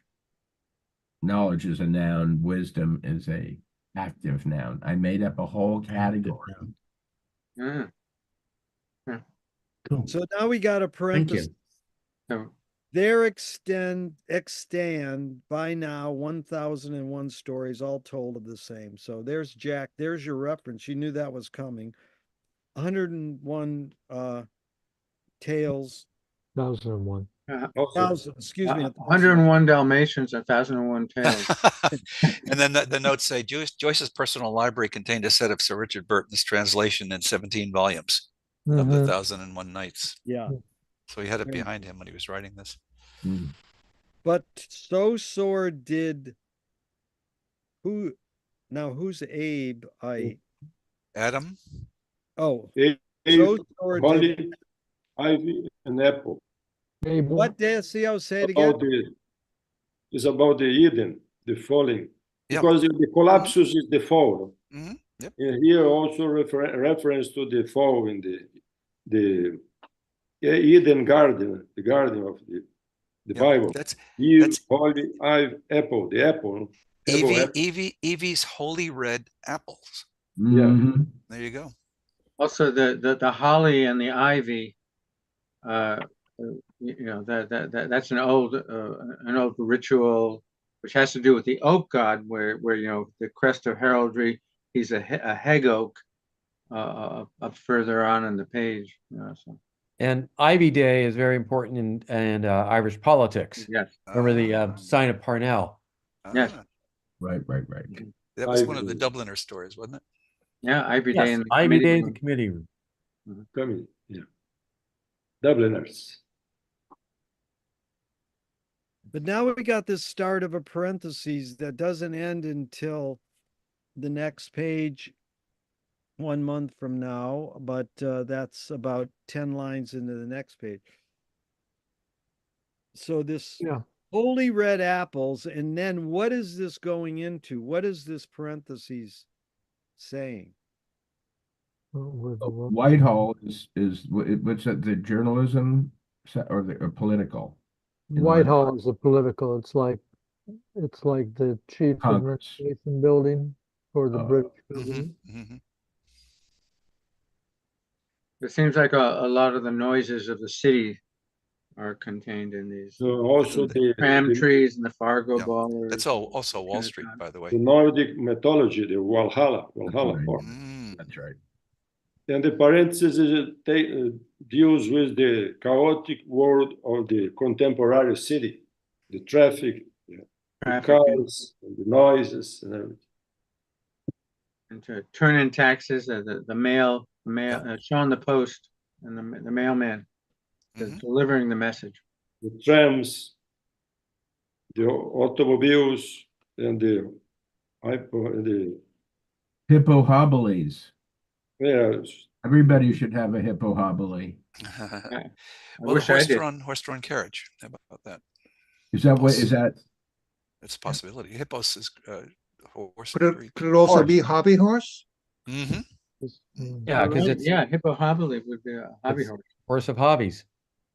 Lawrence Stern. Yeah. He was callback. And Street Fleet is Fleet Street in London. He was writing Finnegan's Wake in Paris, so it's the noise of Paris. And it's Madame Tussauds taxes? No, turn in taxes? Oh, turn in taxes. Turn in taxes. Famous Austriac family. Well, I know Joyce said they started the mail, right? Proust had his cork-lined walls that blotted out the noise, but there was no, in his apartment, all the noises of the city were constantly impinging on him. But as it turns out, informing him. Yes, informing. Careful what you don't wish for. Well, I think a general thing to keep in mind is Umberto Eco's thing about the use of these long lists of things, which Eco claims that Joyce did that because he was following a medieval tradition of making long lists. And the shorthand for all those long lists is kind of like everything, the whole world is, we're not going to leave anything out here. Just to reset some, he said he was hoping to write something that if human civilization ended, they could reverse engineer it through the wake. You could rebuild Dublin through Ulysses. Yeah. Here comes everyone, by the way. Indeed. But it does Can't seem as handle if everyone. Bruce has got his hand up. it does seem as if all these items are things you would find in a city. I don't think you'd find this kind of cacophony in the rural suburbs even. Joyce is responding. Joyce was the guy who lived in hotels, basically. In the He wasn't into city. back to nature. Yeah. No. There's an argument to be made for environmentalism and so forth in the wake, but it's definitely, we're talking about a city here, it seems.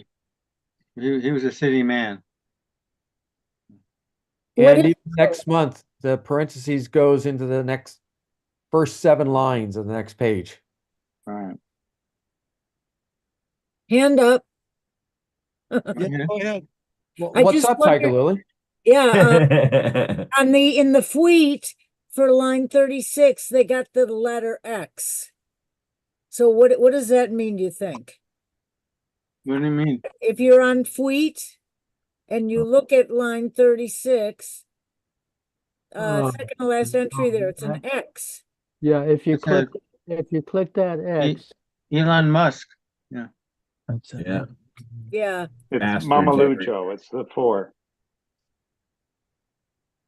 What does the X mean? Oh, Did you hear? it means many things. Oh, It's many so things. it means that Well, the port courts is the four courts, so that's that famous building in Dublin. But the four and is Mamalucho is the four four is the X. historians who are telling this Matthew, story. Mark, Luke, and John. Yeah, right. Mamalujo. But it also means the 4 masters and the 4 other things. Many fours in this book. Yeah.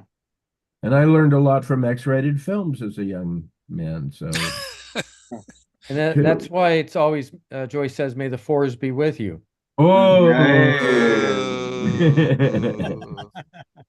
But wasn't it, and even, not all joking aside, but all joking centered, is Finnegan's Wake not published on May 4th? Was it?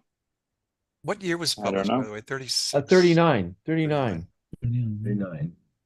But after he died, It was published on May 4th. it was.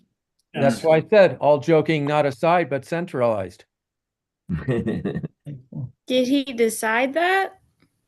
Well, he always tried to we all know he always tried to publish on February 2nd, but there were circumstances with the book, as we all know, it's this complexity in going to print and all that. It just got delayed, so it ended up being May 4th. Neat. It And they did get talk about printed it- in many pieces throughout the years, right? I mean, Right. Yeah, Our- it came out the in work many in different progress. magazines, piece by piece. Progress. Yeah, but the official date is May 4th. So the joke works very well. May the 4th be with you. No. That's where Lucas got it. Yeah. But Joseph Campbell and his mentor. that's You all. see, I mean, talk about this. There's no fork in this road. Luke is one of the masters. Yes. Yeah.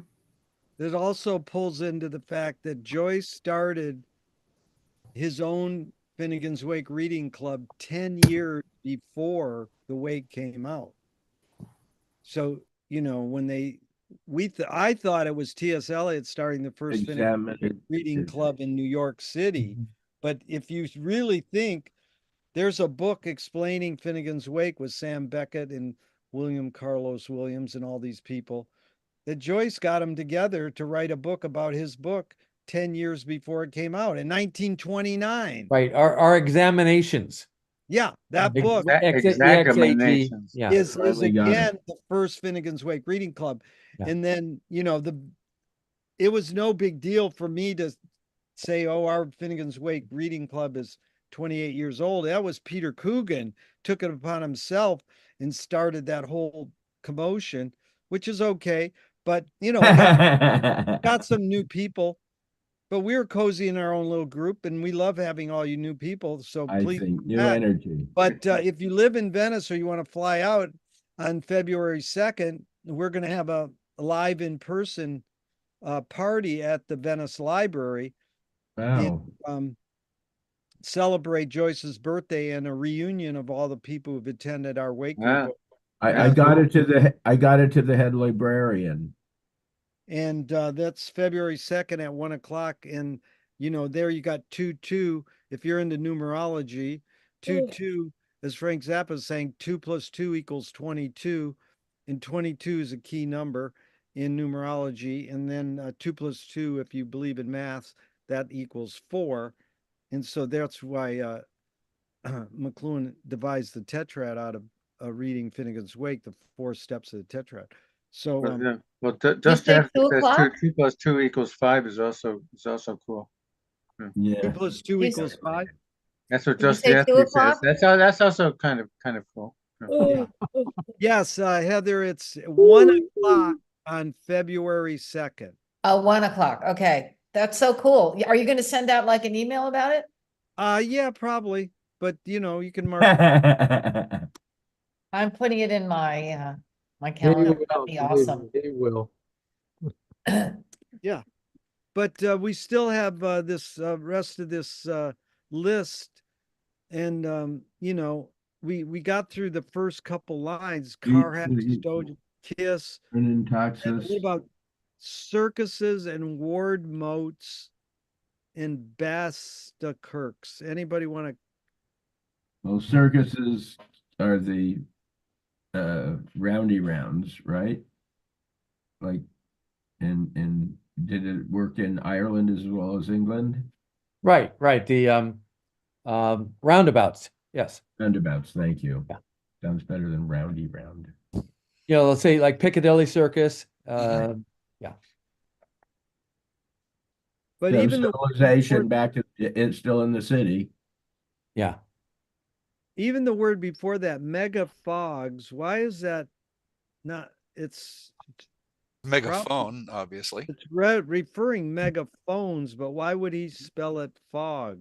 Hogs. This Fog. this is making me feel like the beginning of Dickens's Bleak House. Yeah, Oh, the fog. Yes. The fog. And this introduction of the city stuck in fog, and you think you're going to see a brontosaurus walking up the street. This is kind of prehistoric cityscape, and then this is right around the same time. But Virginia Woolf has this in Mrs. Dalloway. She gives, I don't know if it's Bond Street or whichever street she's describing, that at one point there it's like a prehistoric vision of this street, in which there's some kind of swamp monsters kind of. Well, what if you met a brontosaurus? I'd teach him what's king of the forest. Yeah. Oh. We have a reference to ancient You're a wizard. We have reference to ancient Greece as well. The basilisks and the aeropagods. Aeropagod, it's a play on one of the 7 hills in Athens. Well, that was where you had the that's where he could speak. That's where St. Paul spoke to the Athenians, and that's John Milton's Areopagitica. Oh, that's right. Is great thing about free speech. And a basilisk is a mythological snake that would eat its own tail and roll along the. They would also turn you into stone, right? Ouroboros. Steve has been trying to get in for Well, about 4 days now. Stephen compares John Eglinton to a basilisk that would turn you into stone by looking at you. Steve's raising his hand. This is what, and this is a basilica kirk, so it's a church as well. So there's at least a church building in this city. It's what the writer in the Irish Times wrote about. Isn't that the one he lived very close to, 100 feet from his house? You have to go back and read the article. Yeah. But There's a Nathan, fog. Oh, sorry. Hey, speaking ahead. of the noise of the city, Steve's been trying to raise his hand. I Go think ahead, let's Steve. be quiet for a sec. Well, I've been following along with, you haven't mentioned this book, the annotations, the fitting and Mhm. Spake. Yes. Yes, Roland that's, McHugh? that's the second edition of the same Well, this one. is the latest, the fourth edition. Yeah. Okay. Oh, Oh, yeah. there's a fourth edition? Oh my God. Fourth edition. And in it, so I've been trying to follow along, it's hard to use it, but according to this, a megafog, according to him, is a fog signaling device, which I've never heard of a megafog, but that's what he says it is. Signaling as in warning other craft? Yeah, or something? signaling that there's fog coming, I'm guessing. Like a lighthouse, fog signal, I'm guessing. Okay. But Steve, hold on, Janice. Steve, one thing I've tried to figure out and no one can answer it is if Fleet incorporated the entire Roland McHugh book. And sometimes you find things in Roland McHugh that aren't in Fleet. So it was like, oh, Fleet's going to consolidate it all. And then there's sometimes where it doesn't. I don't know if that's true or false, but I'm curious if anyone figures that out because Well, you can take a- we don't take a they peek. like Austin they use John Gordon and they use Tyndall and they use Fleet, but they don't use annotations so much, do they, Duncan? This is Well, very inside baseball, Gary. various members have the annotations, McHugh's annotations, but I think most of us are satisfied with using Fleet since it's much easier to Yeah. use than to use the book. I have the book. In fact, I have it in two different editions, including the latest one that Steve put up. But I only refer to it every once in a while because I find Fleet so convenient. Yeah. So, But I wanted to ask Nathan a question about Dalloway, Virginia Woolf. I just read last week that I study psychogeography, the flaneurs. And they say, Joyce was a major flaneur. He was just wandering aimlessly and epiphanies in everydayness. And they said that Virginia Woolf's Mrs. Dalloway was a form of psychogeography. Is okay. that, I don't know the book. Is that true? Does that sound like Psychogeography? I mean, Gary, will you define? psychogeography is a flaneur? It's someone who just wanders aimlessly. she definitely gives you the feeling of what it's like to walk Bond Street. I Yeah. mean, she gives you that place, she certainly starts you off. We're gonna go buy the flowers ourselves, that's you're out doing the thing, running the errand, seeing the place, feeling it. It's as good as anything, any way Joyce ever did it, I think. Yeah. And this Psychogeography. I don't. No, look it up. It's amazing. Walter Benjamin loves to talk about it too. Yeah. And also, She'll take you on a walk. Virginia Woolf will take you on a walk. Yeah. They said Yeah. Hemingway was psychogeography too. And if anyone knows about that, we could talk other time. I just want to say that about the mega fog that the Fleet says the fog is Phileas Fogg, the guy in Around the World in 80 Days. Phineas Fogg. Well, it's Phileas in the Phileas Fogg. in the Fleet. Interesting. It's Phileas, whatever. David Niven and Cantinflas. Yeah, I loved Cantinflas. So we can wrap up pretty soon here, folks. It's really been a joy and a pleasure. Thank you. But those last 3 lines on page 5, from the Hoisey to the Bore the Moor, anybody have anything they want to talk about that? Because we sort of went through the list and then it sort of stretched this inventory, as Duncan was saying, he makes these lists to words that begin with and the. Yeah, well, this to me it looks like that continuing. There's the peeler in the coat, and he's and the hoist and the jolly brule and the peeler in the coat. So it's the either masturbating or peeing guy. Peeler, of course, is an English cop. Robert Peel established the police force in London. Ah, Mhm. The Peeler and the Goat is a song about the policeman arresting the goat who represents Ireland. The annotation says Hoist is a shoplifter. Ah, sounds right. Voice Good. something. Yeah. We should Hoist. change ours. Slang, obviously slang. uh-huh. Mm. There's slang in the way. Well, when then- we come back in a month from now, God willing. be interesting. It would probably be interesting to read the whole list and finish the paragraph that's on the next page. Because it's all this blah blah blah blah blah blah blah blah blah. I second it.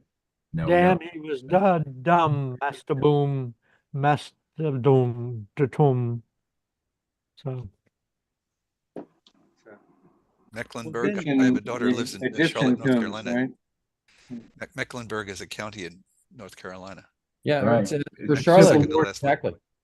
Civil War spot, right? One of the notes said it's where the Declaration of Independence was first announced, or something like that. Huh. But what is that after Mecklenburg bitch bit at his ear? So Mecklenburg Street is a night town in Dublin. yeah, Night it's town. night town. Beaches Night and town, bars. yeah, the red light district. Asking for money. To bite one's ear is the slang To borrow term to money. borrow money. Oh, to borrow money. And then the Merlin Borough. So they're just borrowing money. They're going to pay you back. And Merlin Borough, maybe Marlborough Well, they're Barracks, probably- Army Barracks in Barracks. Dublin. Barracks. Merlin was entombed live, according to McHugh. Mhm. Barracks is in the army. Is the army. Mhm. And then Burrock is a wicker basket for catching fish. Merlin brought some burlocks and his 4 old coats. Four courts. Yeah, Four courts. Four Courts building. The boy, the more. The more, the more.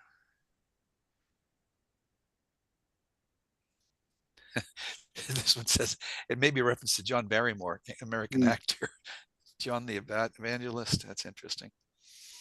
It That's can what- be both. It's very versatile. Is that what who read that? Is that from Roland McHugh? No, that's from Finnegan's Web. Oh, that's from The Finnegan's Web. Finnegan's Yeah. Wiki, yeah. Mhm. Finnegan's Web. No, there's a Taking lot. over the world. There's a lot of film references in the wake too.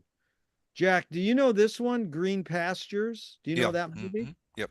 Yeah. Well, also Joyce found the first movie theater in Yeah. Ireland. I forget the name of the theater. It wasn't Volta. successful. Yeah, the Volta. Volta. Yeah, Yeah. Volta. There you go. Yeah, there were a bunch of references to Green Pastures, but not the movie, I think, but to the play.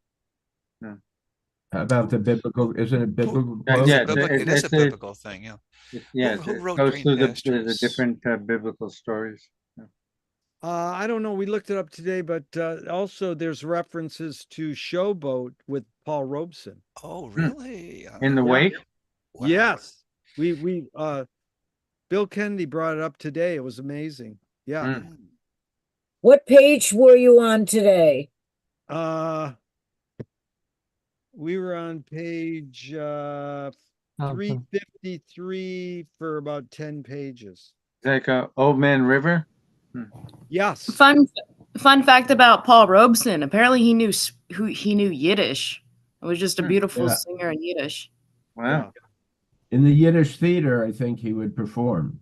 Ah. Wow. Yeah. It- No, it's page 363. It's he sings heat wipes raising, they just keep rosing. Old Man River. Long. How Old long? Man River. Yeah. Mhm. Can't help Go loving ahead. that man of mine. He disguided his voice. Mhm. And I have the answer to who wrote Green Pastures. Pastures. Rourke Bradford, Oh, the great Mark Connolly, and Sheridan Gibney. Yeah. ah. Don't know.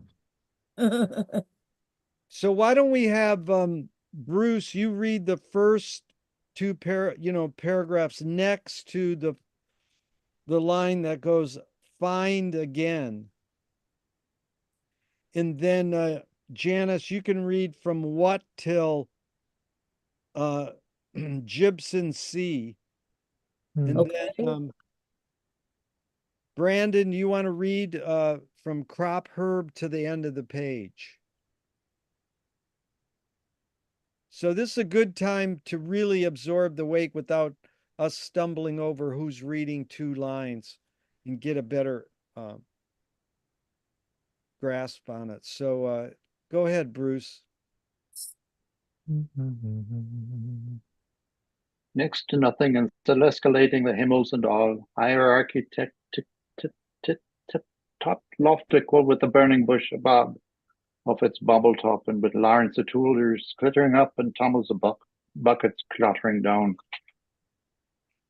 But the first was he to bear arms and a name, Wassily Buslav of Riesengeborg, his crest of heraldry and vert with ancillars, trublant, argent, and hedge oak, pursuivant, horrid, horned, his scutcheon fest with archers strung Helio the second, hooches for husbandmen handling his hoe.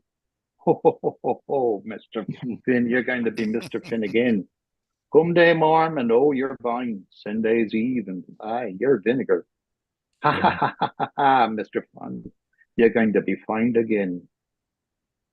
What then, agent like, brought about the tragedy Thunder's Day, this municipal sin business? Our cube house still rocks as ear witness to the thunder of his Araphatus. But we hear also through successive ages that Chevy Clarissa of alcalcified muzzle-knee Misselheims that would blackguard eyes the white stone ever her turtled out of heaven. Stay us, wherefore in our search for Titusness, O sustainer, what time we rise and when we take up to Toothmick, and before we lump down upon our leather bed, and in the night and at the fading stars, for a nod to the neighbor is better than a wink to the Wapsanti. Otherwise, westways, like that provost scoffing Bedouin, the Jebel and the Picean Sea. Crop herb to end? Yes.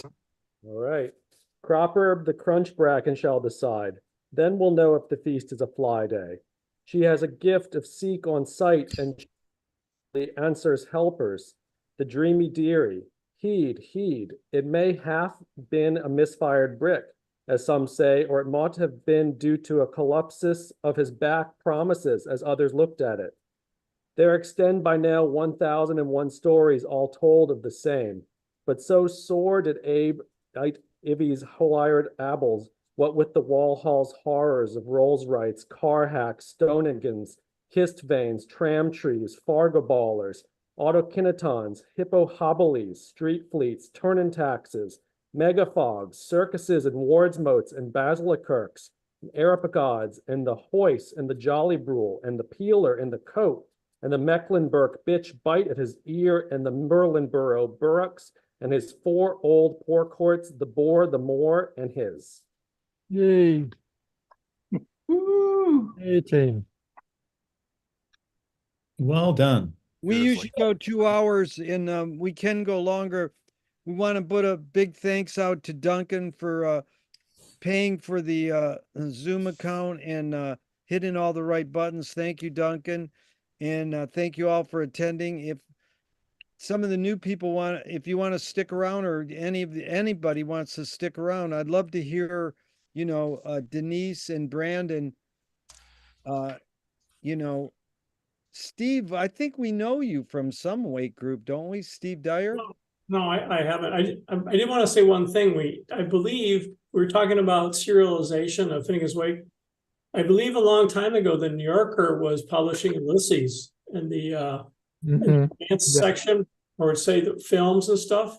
And for Mhm. like 3 lines, it was doing Ulysses all the way through the book until finally Random House or whatever publishers caught on and said, no, you can't do it as copyright, but they were actually doing it. So you look at, it was funny because you look at the announcements for a movie or a theater or whatever, and all of a sudden you see these strange words from Ulysses. What year was that about? This was a long time ago. This is probably in the 70s.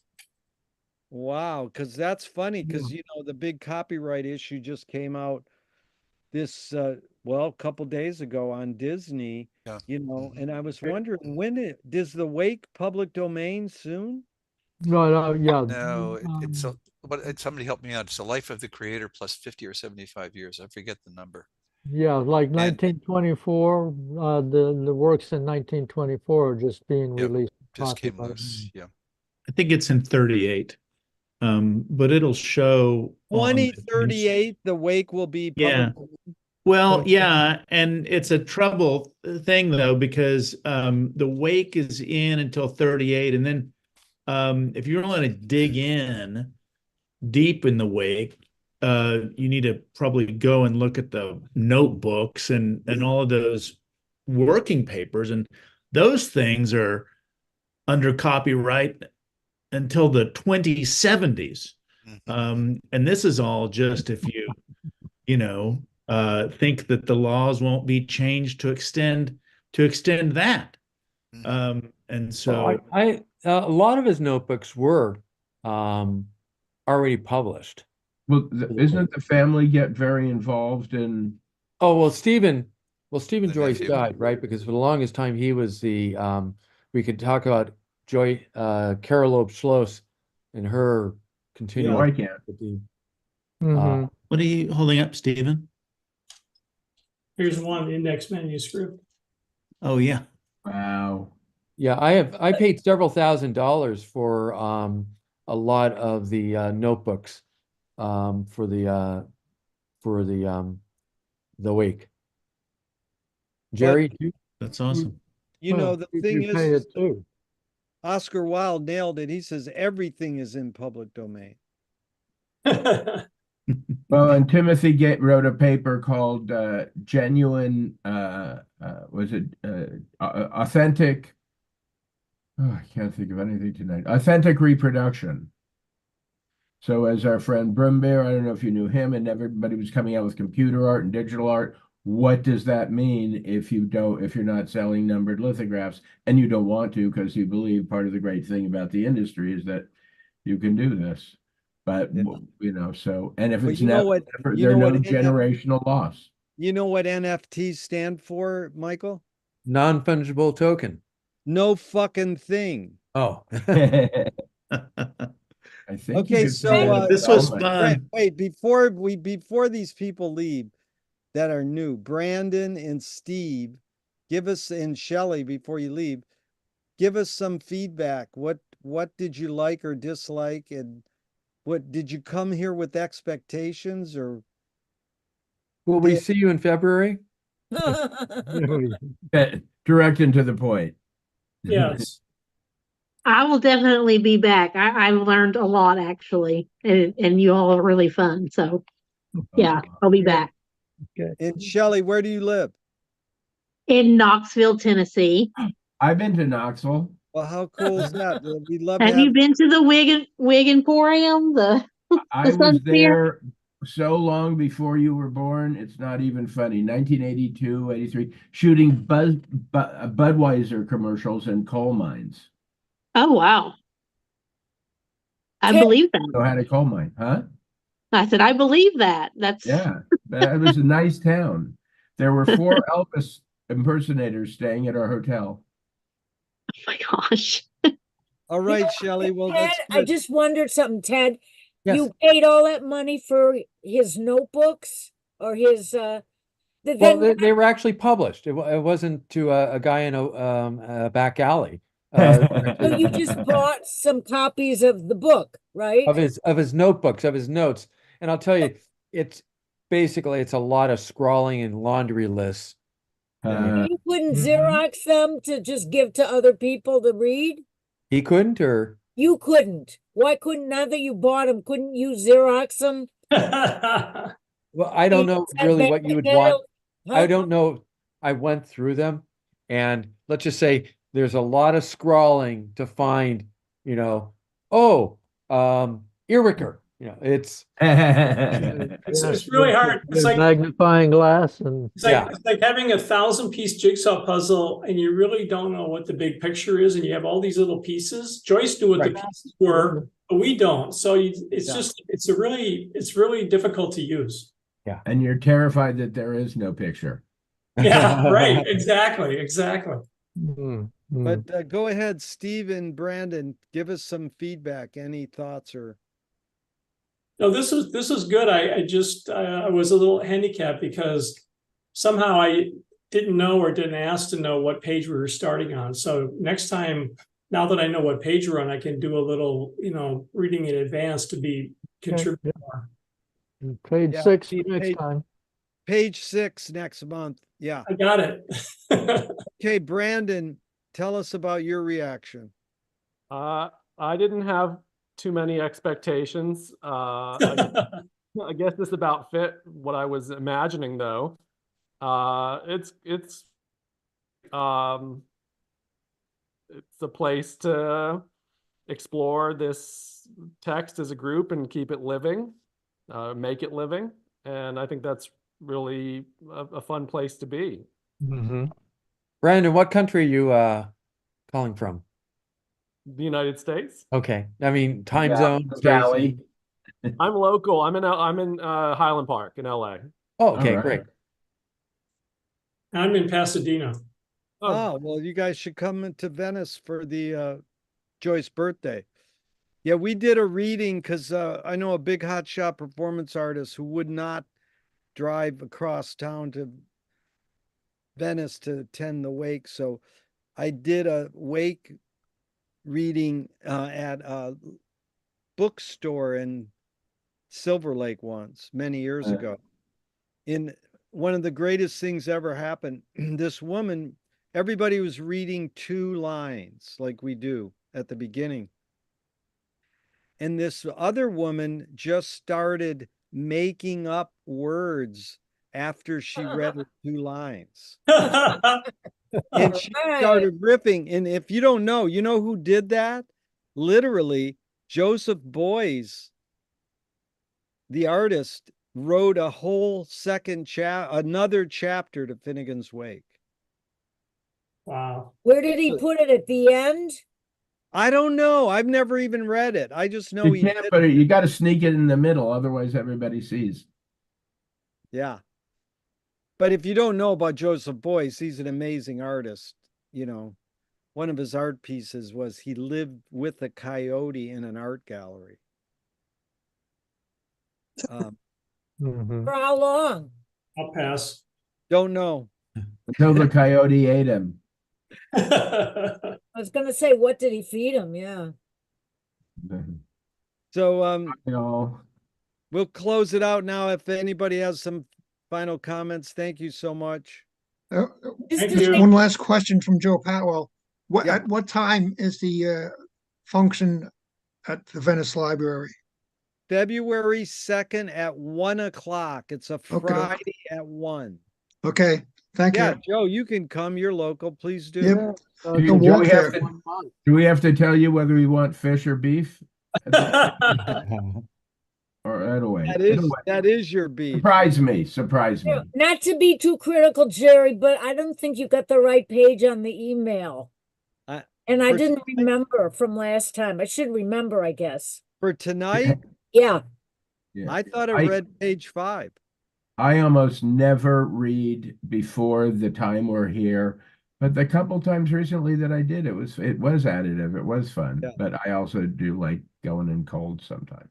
Well, I gotta run. Thank you, everyone. Okay, we're gonna close out anyways. You know, Jerry, what it says is November 7th, page 3. Maybe I'm looking at the wrong thing, huh? You're Yeah, looking you were at a looking wrong at game Looking sheet. at the wrong thing. Yeah. I you were think looking at it's 2 months ago. stoning worthy. Yeah. Bye, y'all. Okay, sorry about that. Night. And it's always a pleasure.